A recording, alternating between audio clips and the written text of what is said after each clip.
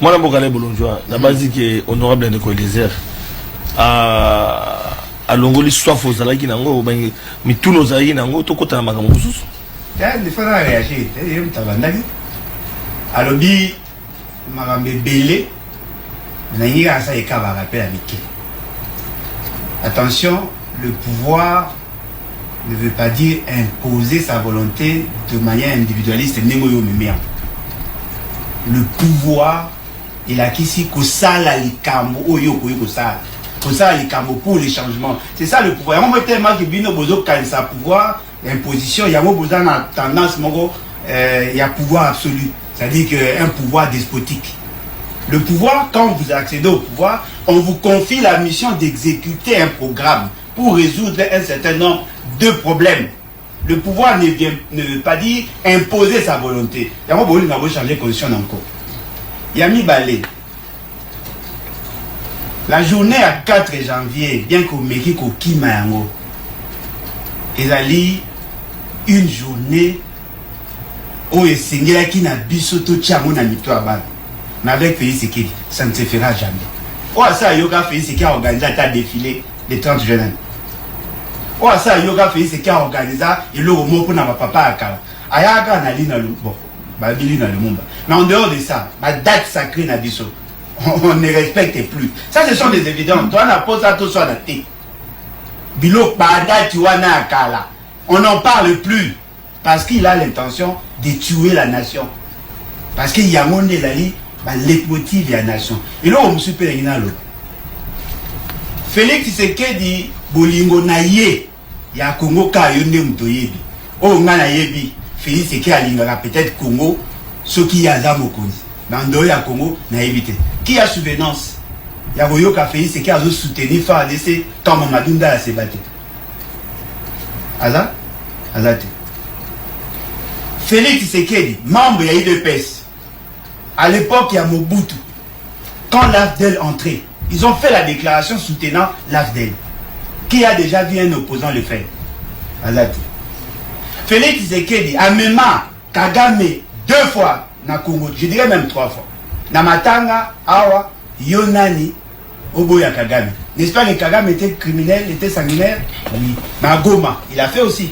Bon, oblige la population, Bakendego Yamba Kagame, avec triomphe, avec pompe. Alors que Kagame était tel sanguinaire.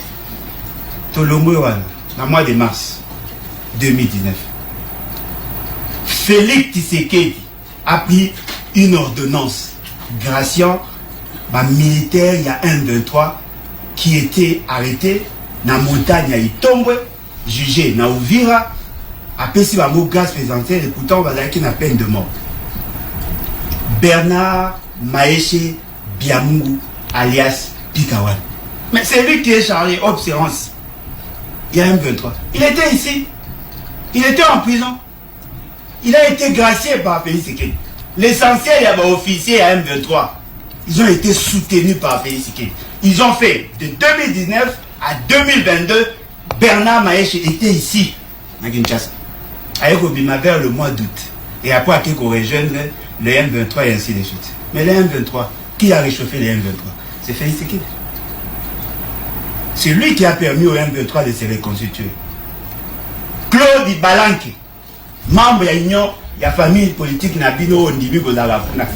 Claude Ibalanke a signé des accords avec Bertrand Bissimois en 2022 dans Kampala.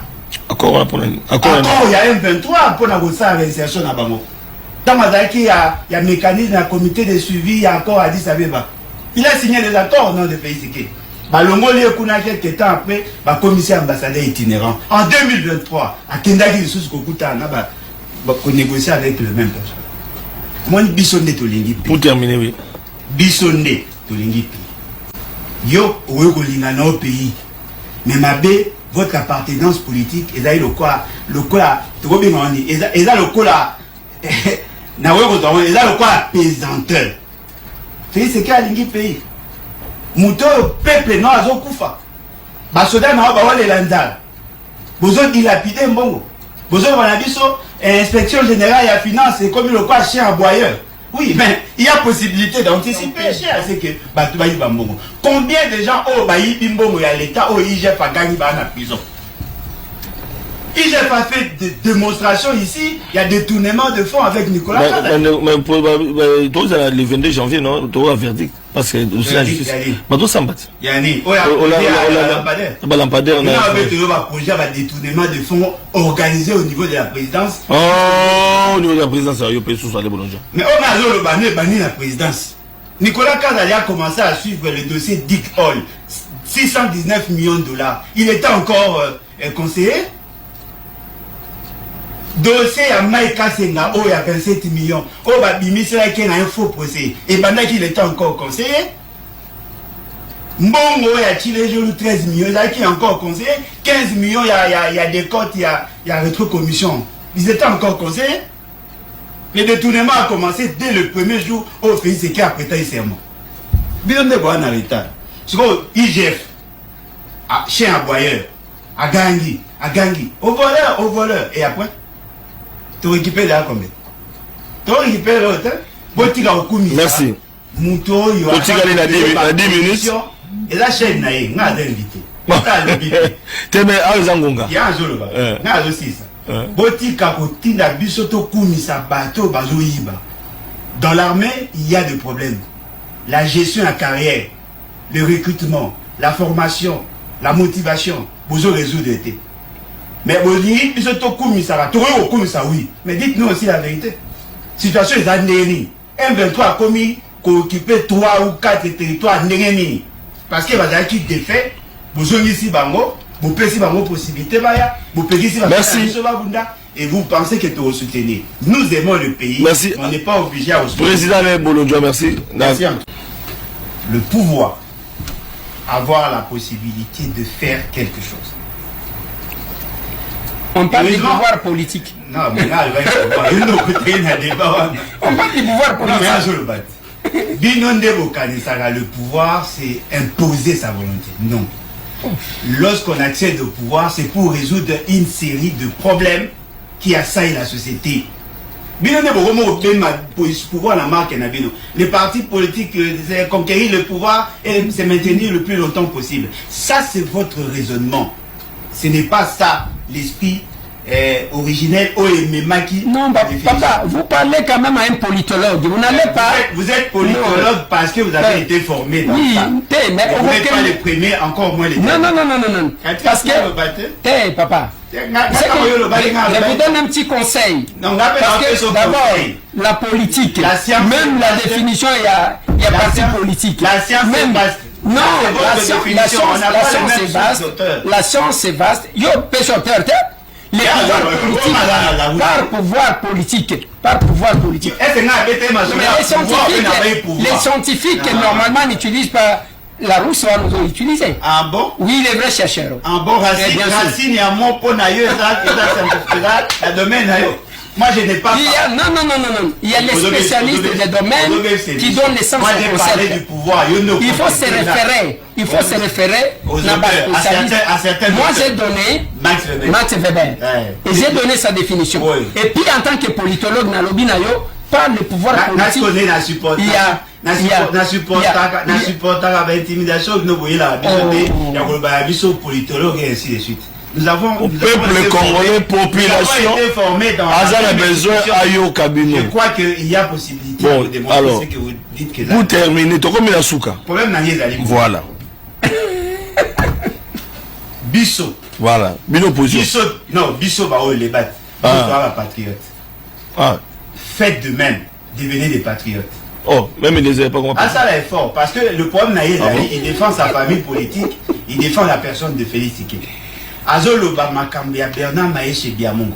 Bernard Maïche Biamungu était à Bandaï Kouzela comme général de brigade par une ordonnance de Félix Sekei. N'oubliez pas, M. Félix Sekei a le Gilbert Kankonde, né à Benaraba M23 et Mbarabangwa, à Sénaga et Basoula. C'était en quel mois? Dans le mois de septembre 2019. Ce qui va faire 14 mois, Balongwe quand Balongwe pratiquement vers la fin, il y a 2021, début à 2021. Ça allait à 14 mois. Ah, vous venez Gondimate, le lot Gondimi. Mais tant que vous avez parlementé avec eux. Vous avez pris des engagements. Il y a qu'au créer les brigades. Dans le briefing, mon bon à ça répondre à la question. Il y a Bayaki.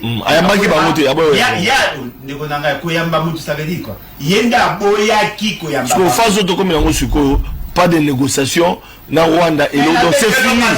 Il y a Ibalanke en 2022 en 2025. Yoka Ibalanke 2022. Ibalanke a signé un accord avec Bertrand Bisimwa na Kampala. En 2023, Félix Tshisekedi. Mais Félix dit c'est fini. Non mais c'est fini quand? Pas de négociation. Cette fois-ci, c'est fini. Il a signé un accord et a cessé le fait interdisant à notre armée d'opérer. Nous sommes gérés par les têtes. On ne peut pas aimer Félix Tshisekedi plus que la patrie. C'est ce que je sens. Nous avons patrie, mais elle a plus la tendance à vous protéger Félix Tshisekedi. Oh, ce qui a ticali, merci libre. A comme que makambo et sengelia loba pour la patrie, a remarqué que mando qui n'est qu'un ennemi vers Félix Tshisekedi. Vous parlez de l'armée. Bobimi Simbongo, la loi sur la reddition des comptes, où il y a les dépassements budgétaires à la présidence, dans toutes les institutions, où on affecte l'argent sans qu'il y ait suivi. Les militaires sont sous-payés. Les lots, Bobé Tamazoy, Bobimi Simbongo, et servi Nanan. Quand on va détourner Soldat, pour agent et sergent à deuxième classe, merci. On a 237 000 francs. Il y a ça qui n'a pas. Merci. Voilà, c'est la fin de l'émission. Président Ale Bolodjoa, président Mokambia Libat, opposant la plateau. Président Eliezer Tambo, président une minute.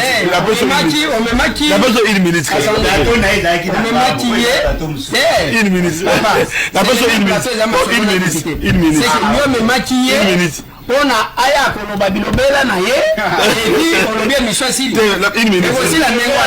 une minute bilobela na yo bilobela pour na nini ya liboso il faut yeba quelque chose. Je suis de ceux qui pensent que les individus passent, la patrie reste. Voilà. Il faut le prouver. Je le prouve. Oh, pour lui, il a fait c'est que les patrie. Il a fait les patrie parce qu'on a pris à vos sacrifices. Tozaki n'a papa Étienne. Papa Étienne n'est plus. Apparemment, mais c'est quand on a mis dans la tête. C'est là qu'à ah. Apparemment. Kabila azaka traité. Apparemment, on a mis dans la tête. Yosko Kabila yo mutozalaki na ye. Étienne qui a trahi Lumba. Attendez. Étienne Tshisekedi a trahi Kalonji. Étienne Tshisekedi a trahi Tshombe. Étienne Tshisekedi a trahi Mobutu. Étienne Tshisekedi a trahi Panangila. Étienne Tshisekedi a trahi Laurent Désiré Kabila. Étienne Tshisekedi. Oh, mais il a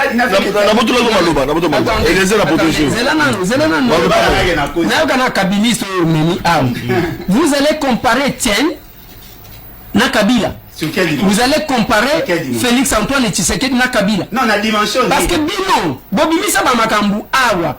Oyebi, ici, je ne voulais pas qu'on parle individu. Voilà. Je voulais qu'on parle patrie. Mais aux hommes, manga Kolobanabatu. Parce que Bomesana Bamakambu, Nabino, qui est pas Flavien, lobby. Yoka. Bino bakabilise boko lukata ko fongola munoko na bino koloba pendant ce temps. Mieux vaut bokanga minoko na bino pendant 20 ans et on vous amène na baba église oh ba faut ça pour vous délivrer. C'est la fin de l'émission. Bino vous participez la sous-émission. Les échange patriotique. Okoti jamais. Merci à Eliezer Tambwe, merci à Ale Bolodjoa, merci à Toko Miwabi, merci à Masolo la députée, Toko Milasuka, en tout cas pour la Lelo Tokatiawa, Tosukiawa, merci.